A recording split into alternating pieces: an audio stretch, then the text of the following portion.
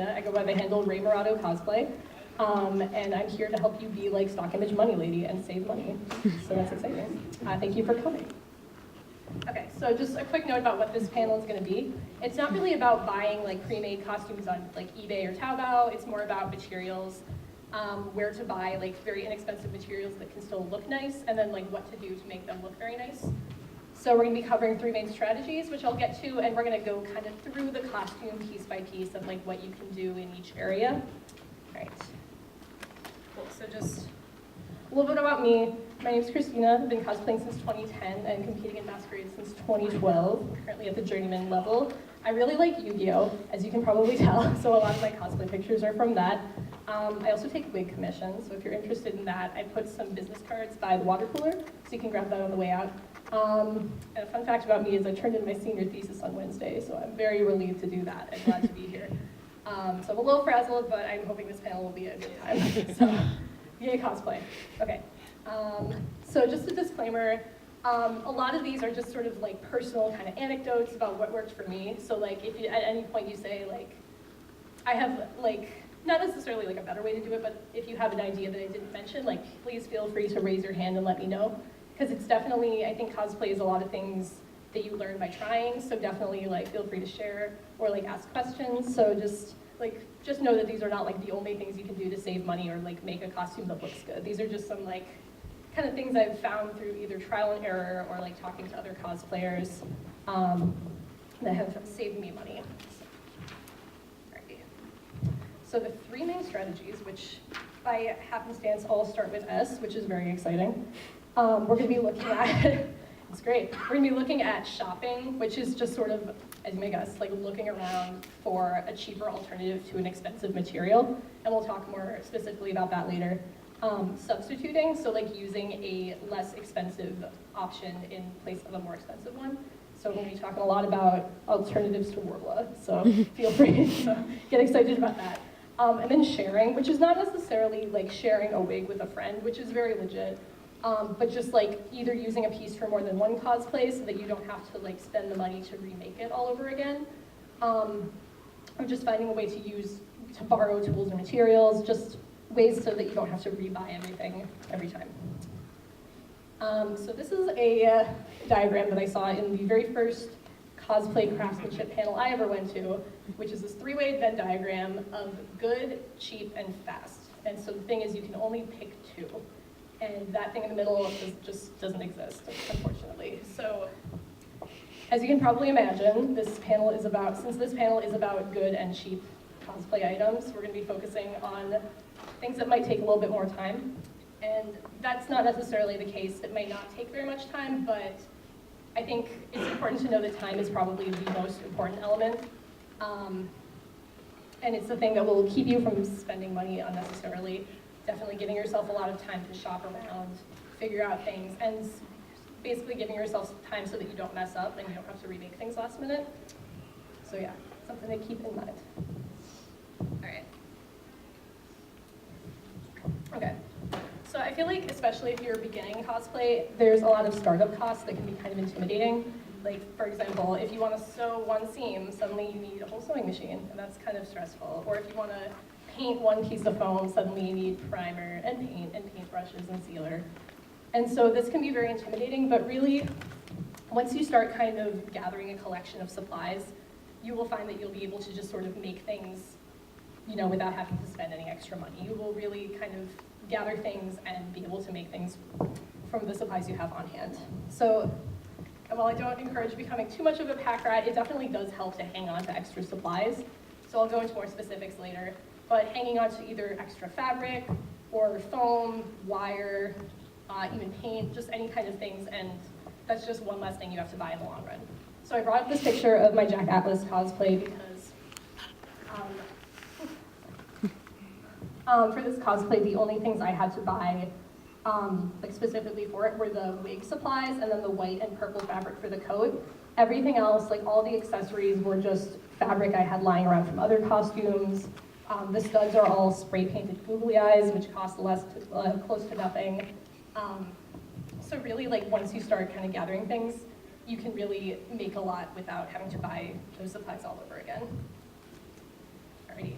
So we're going to dive into the more specific parts of the costume, starting with kind of one of the pricier aspects and what we can do about that, which are wigs. And being a Yu-Gi-Oh cosplayer, there's something that I really enjoy doing. So out of all the aspects of cosplay, wigs are sort of the one thing that I personally kind of am willing to splurge on. But absolutely, there are ways to do it much cheaper. So we're going to start applying like our 3 main strategies to each aspect of cosplay.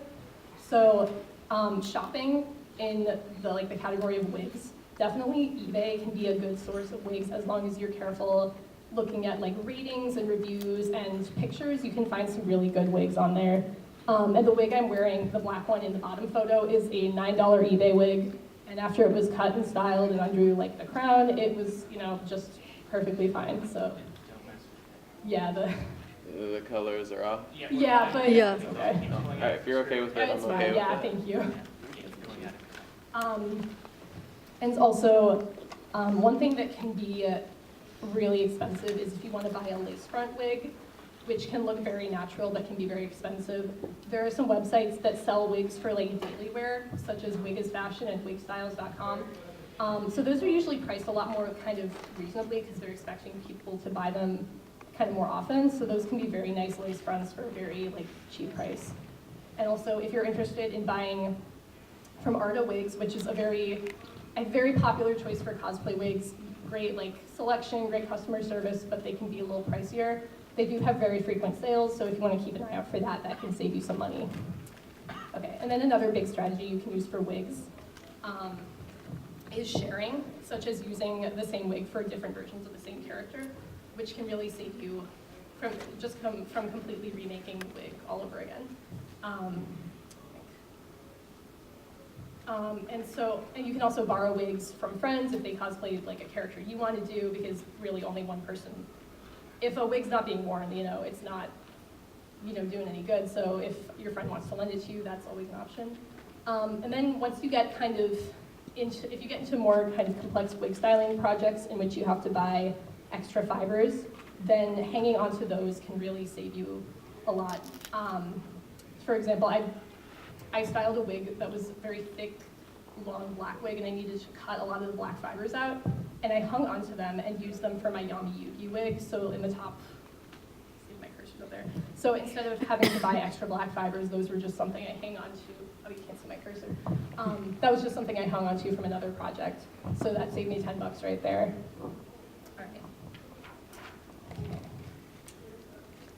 All right, moving on to things like cosmetics and makeup. I'm here to tell you that drugstore makeup is like a perfectly good option. It's pretty fantastic.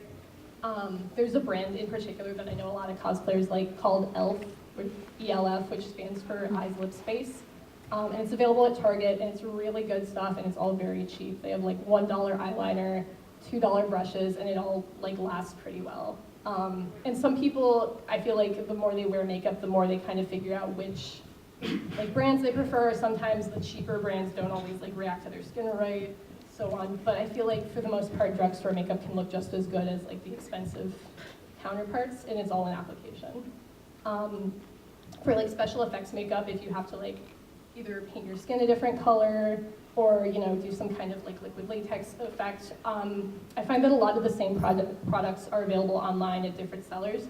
So really, it's a matter of shopping around and finding out which is the best price, and keeping an eye out for sales, especially around the holidays. So, and also just a note on like colored contacts and circle lenses. The strategy that I use, I call sharing, although I do not recommend sharing with other people, but I definitely try to use contacts like across different cosplays to avoid having to buy another pair all over again. And usually I find that circle lenses cost about the same across websites. So really it's just a matter of keeping an eye out for sales. Alrighty, so we've got a big topic here, which is sewing and clothing. And I think thrifting clothes is always a good option. You can always, it's a good way to start, especially if you don't have a lot of sewing experience. You can thrift pre-made clothing, modify it from there. And you can also grab things like sheets and curtains if you need a lot of fabric that might be cheaper than buying some from a fabric store. Another thing you can do, if applicable, is you can modify a pre-existing cosplay costume to to work for another one entirely, which is something I did. The coat I'm wearing in these two pictures is the same one. I ended up modifying it because I realized that the blue details from the top cosplay would not be visible when I wore the armor in the second one. So that was just saved me the fabric and also the time and effort, and that's always a good time. And absolutely, I think fabric shopping can get kind of overwhelming, but I think that a solid colored cotton can look very nice, especially if you like embellish it with some kind of trim. I think it can look just as nice as like any other really expensive kind of fabric. Absolutely. Great. And so I want to take a moment to talk about fabric shopping at Joann's, which I think is the most like widespread, like readily available fabric store in a lot of places. Absolutely coupon up. Like there's a lot of different ways to get Joann's coupons, and you can stack them. You can like double up, and you can join their mailing list or their text alerts, and either way, it's a really good way to save money because their prices can be a little bit high. They usually have sales around the holidays, so especially around Halloween, which is fitting because of costumes, but so both for fabric and also patterns, which can be a little expensive. Sometimes patterns can run up to like $20, but they get marked down to something like $2 around Halloween. And checking the clearance and remnant section, always a good time. You can usually find some pretty good stuff in the clearance section. And also a pro tip that I just found out about today is that you can use Michael's and Hobby Lobby coupons at Joann's if it's applicable to the product you want to buy at Joann's. They will take competitor coupons and accept it.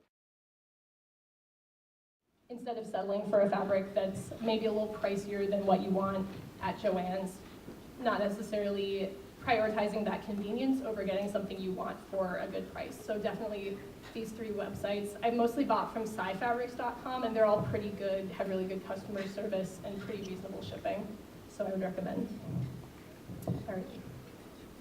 Okay, so we're gonna talk a little bit about accessories and props, and some of my favorite cheap materials for that. So this is the anti-warbler part, not necessarily. I think a lot of found objects and found items can be really helpful in building props, such as things like paper clips if you need like a little bit of wire. Googly eyes, like I said, make great studs once they're painted, and they come in all different sizes. But then if you need to like really make something from scratch, I would highly recommend these three options for like a smaller prop or even a bigger prop. And the first one is Sculpey Clay, which is available at like any craft store like Michael's or Joann's, and it's oven baked, so it becomes completely solid, completely rigid, and you can sand it, you can paint it, and it can look, it's very sturdy. It's a little bit heavy, so you might need to plan around that, but it's a very good option, and one package will last you a very long time. Another option that I really like is styrene, which are like plastic sheets that you usually have to buy online. So there's a little bit of like, it's not quite as convenient as buying it in a store, but they're very reasonably priced, and you can get them in like any thickness. You can also use heat to kind of warp them to be curved or flat. They're not like a thermoplastic in that they will not like conform to whatever shape you put them on under heat. So, but because of that, they're not quite as expensive as a thermoplastic like Warbler or Wonderflex, but because of that, it's also cheaper. But they're really great if you need like a smooth surface, especially one that you want to look metallic when painted, but you want it to be sturdier than craft foam. All right, and then the last one is, I am a huge paper mache advocate. I think it's really versatile, and it costs literally nothing if you have some like flour or paint or glue around your house. So what it is, as you may know, just putting saturated pieces of paper dipped in either water and flour or water and glue onto a structure. I usually use cardboard, just like cardboard I was going to throw away, covered in masking tape, and you can make basically any shape you can imagine. I made this pretty big Tokyo Ghoul prop in the bottom picture out of paper mache, and it cost me, the price of paint. It was pretty cheap to make. It is not perfect. It does sometimes crack a little bit, but if you need something big and covered in a solid material, then paper mache is, I think, the way to go. Right, and I have a work in progress here just to show you kind of what it looks like. This was all, stuff that I made, just supplies I had lying around. So I have I was making this collar for a Yu-Gi-Oh cosplay. So I used cardboard from, I believe, a frozen pizza box, covered in masking tape and then paper mache. And the ridges I made with, I think, old shoelaces, I just covered in tape just to make that shape.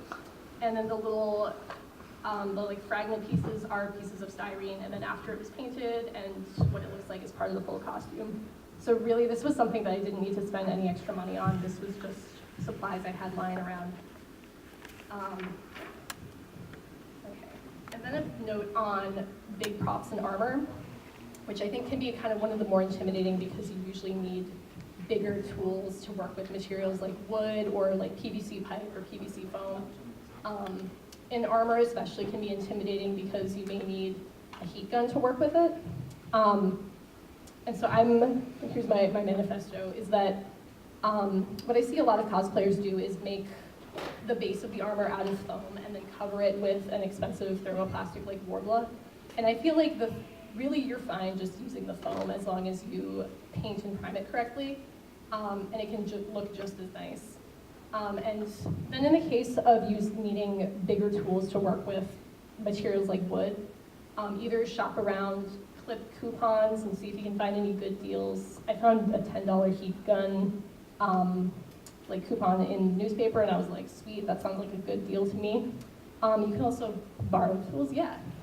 Check church rummage sales. We found a $300 serger that was a last year's model at Joann's.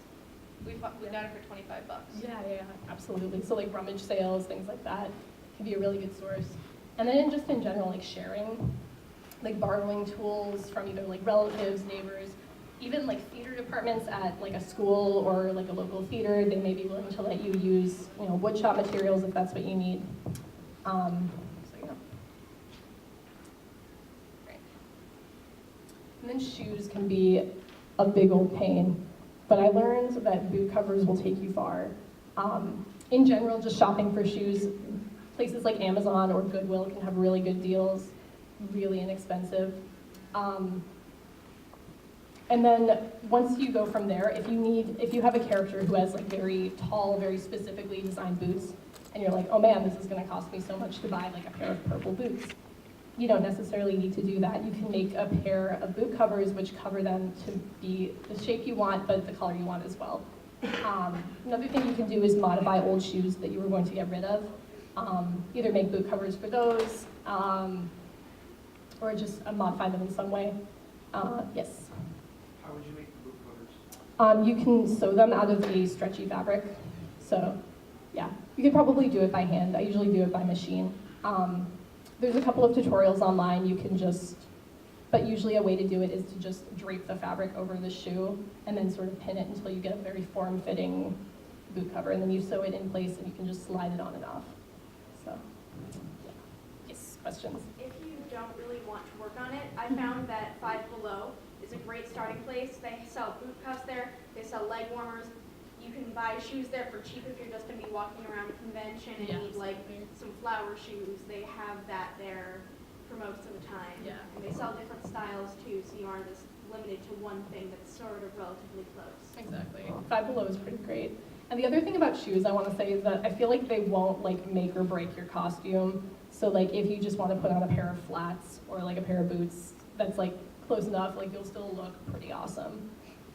So I feel like shoes are not something I necessarily stress about that much, but if you do really want a specific look, you don't have to like shell out a lot of money to get just the right color of boot. Okay. So one last thing before I want to dive into questions is photo shoots. And so some cosplayers, so once you've made your awesome, inexpensively made, beautiful costume, if you want to do a paid shoot with someone, usually the best way to do that is to just be in touch on social media. If that's something you do, there are usually, I know there's a Midwest cosplayers and photographers Facebook group where people are just like, either cosplayers are like, hey, this is a costume I'm interested in shooting, what conventions are people going to? So that's just a good way to like meet up with photographers and like talk about rates that way. Another thing is that usually on these groups as well, sometimes photographers will offer free shoots because they want to build up their portfolio. So I feel like that's not something you should necessarily go around asking for, but if you do see the opportunity to work with a photographer for free, that can be a really good opportunity for both of you. And another good option is to split shoots with friends. Like if you're doing characters from the same series, that brings the cost down a lot. Yeah. And then if all else fails, cell phone pictures can look pretty great. Probably you or someone you know has a smartphone and a free app that can add filters and look pretty awesome. So that's all I have prepared. I kind of sped through it, but I hope that you learned something today. So hit me up with any questions or suggestions right now, and thank you for coming. Sun rising fire in the sky. Witness, trust itself.